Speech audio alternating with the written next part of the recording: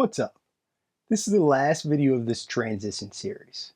We're still going to scratch and drop on beat 4, but this time we will end the phrase with a quarter note.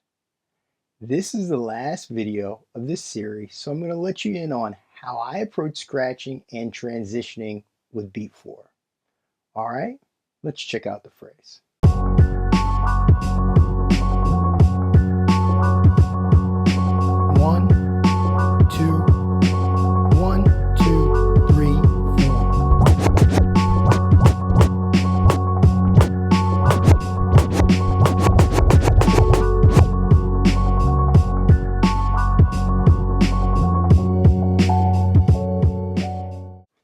Beat 4 is probably my favorite beat to scratch with, especially if the track starts right on beat 4.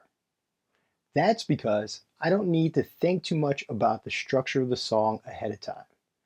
I know that as soon as I drop it, it's going to flow perfectly into the track. There's more to it, but let's keep it moving for now and check out the transition.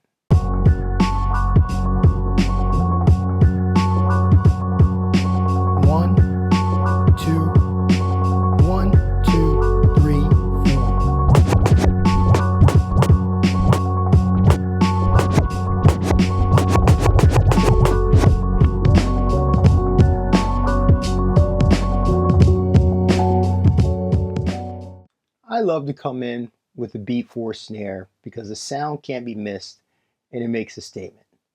The sound of the snare grabs attention. I use the scratch phrase to build tension, then I use the I can't believe he just dropped that track moment to release it. I take advantage of the beat 4 snare throughout my Back to the Basics mix. Check it out for yourself. The link is in the description. The thing is, if you hear something you like, practice it. But you want to eventually try to put your own twist on it. We study theory because it gives us the ability to do our own thing. Hope you enjoyed this series. Be creative. Peace.